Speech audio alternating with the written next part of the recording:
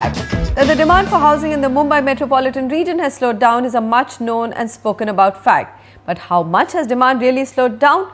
Well, figures are flying around. ASK Property Investment Report adds up the numbers and gives us some in-depth insight into Greater Mumbai's real estate market.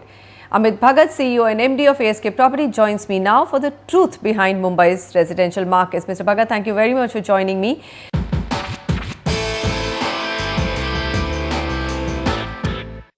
I'm going to start with those frightening numbers which appeared all of last year and some even the beginning of this year.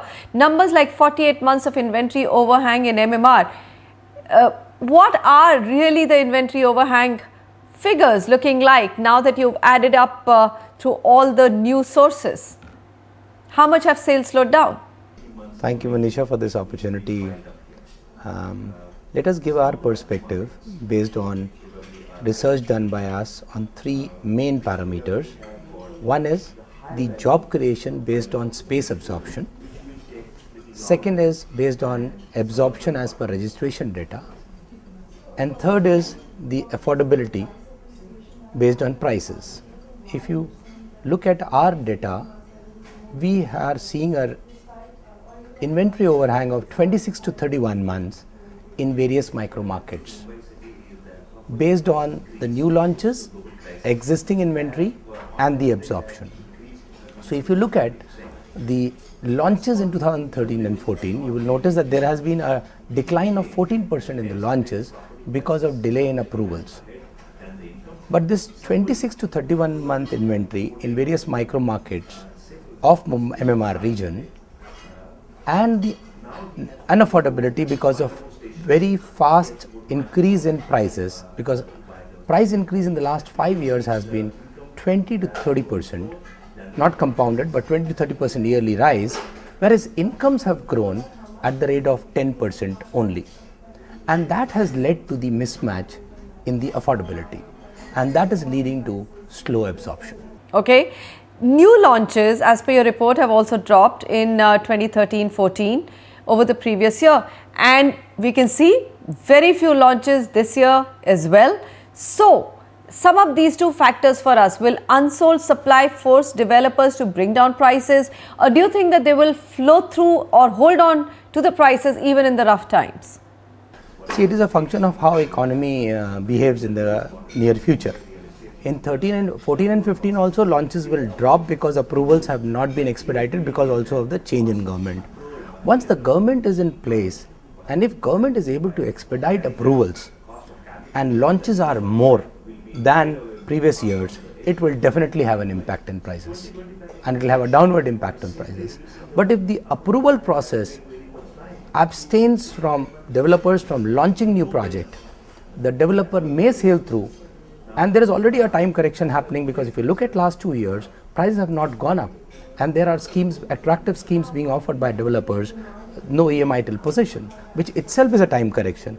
And our report also suggests, based on the current launches and the same amount of launches in the next 2 years, there will be no price increase which can be expected by a developer for next 18 months.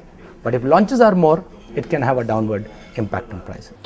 Mumbaikars have been crying hoarse over how unaffordable property has become in the Mumbai region. Your report also supports that, doesn't it?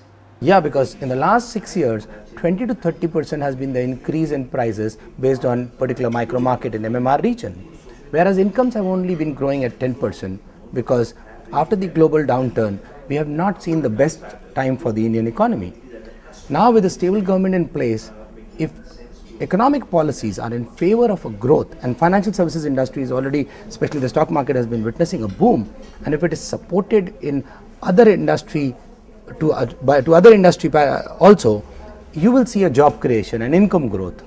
Otherwise, affordability will remain a key factor, especially for Mumbai, because what is mid-segment in Mumbai is actually luxury in other cities. So 10 to 12,000, which is perceived as a mid-segment housing in Mumbai, is actually luxury in markets for Bangalore, Chennai, Pune and Noida and Gurgaon. There have to be some markets in the MMR or entire region which are looking stable and good for future investment, Amit. Purely from an investment point of view, which would those be? At the current prices, investment in real estate may not yield the desired returns, and that is why only end users are left in the market and investors have withdrawn.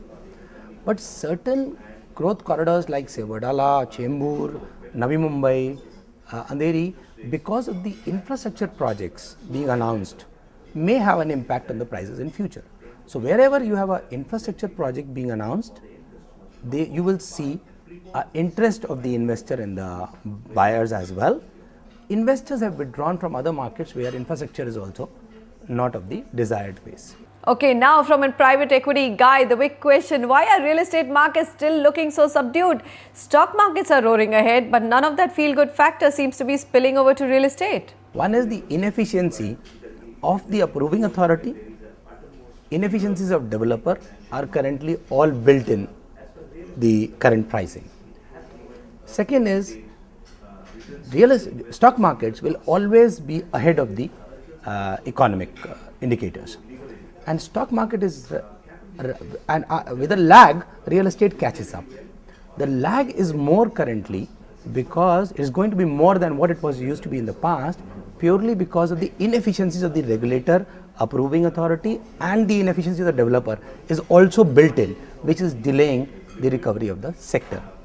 Secondly, unaffordability, because the last 6 years of not so buoyant economy has been inbuilt in the expectation of the end customer and the investor. And so we will see a lag of two years approximately when the investor sentiment again in real estate will be revived. Amit Bhagat, thank you very much for joining us today. Thank you.